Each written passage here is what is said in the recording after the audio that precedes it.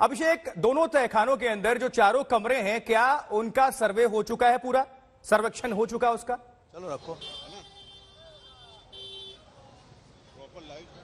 ठीक है। अभिषेक, आप हमें सुन पा रहे हैं?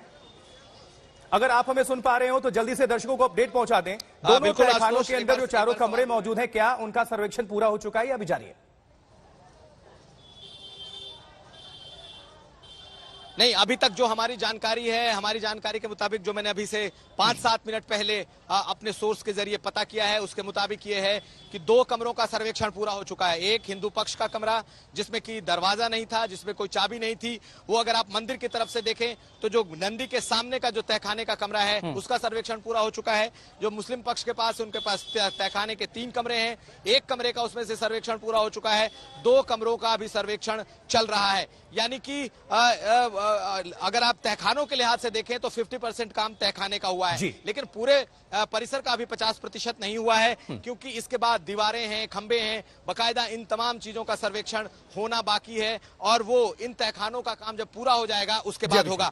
2 घंटे से ज्यादा का वक्त गुजर चुका है आशुतोष, लेकिन तहखाने का जो काम है वो इस समय चल रहा है। आपको बता दें कि कई टीमें इसमें लगी हैं, यहां तक कि जो सूचना विभाग की एक टीम है वो भी लगी है। बकायदा इंच फीता लेकर के उन कमरों को नापा जा रहा है, उनकी लंबाई नापी जा रही है। लेकिन एक बात बिल्कुल साफ है कि किसी भी चीज को छूने की मनाही है, यानी कि अगर कोई ऐसा प्रतीक वहां मिलता है तो उसे छूना नहीं है, सिर्फ उसकी फोटोग्राफी या वीडियोग्राफी होनी है। तो कुल मिलाकर तहखानों में से 50% तहखाने का सर्वेक्षण पूरा है। यानी सबूतों से छेड़छाड़ ना करें, बस आप फोटोग्राफी करें और आप वीडियोग्राफी करें, यानी सबूत आप जो भी हो पेश करें। चलिए अर्पिता, आपसे जानना चाहूंगा, क्या इस बीच लोग दर्शन कर पा रहे हैं क्या, या उनको परेशानी का सामना करना पड़ रहा है? क्या उनको रोका जा रहा है या फिर कोई वैकल्पिक उनके लिए इंतजाम है, रास्ता छोड़ा गया है?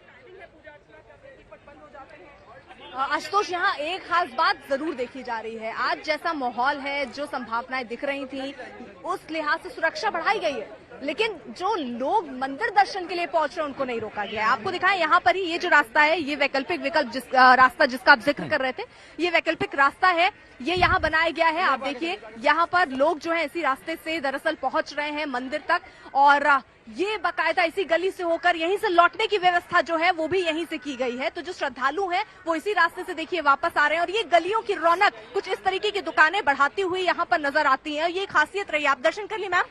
कैसे रहा? बहुत अच्छा रहा। आइए, तो कोई दिक्कत हो रही है? कोई दिक्कत नहीं हो रही, आराम से दर्शन हो गया? जी जी जी, बहुत सुंदर है। आप? हम लोग दोनों पति पत्नी दर्शन। कहाँ से आए? हम लोग आए यहाँ से, गुड़गांव से। गुड़गांव से आए हैं। उधर देखिए सर, तो मतलब आज तो एक ही गेट खुला है, तो कोई दिक्कत नहीं हो रही? नहीं हुई, कोई दिक्कत नहीं हुई, बहुत अच्छे ढंग से पहुंचा रही है।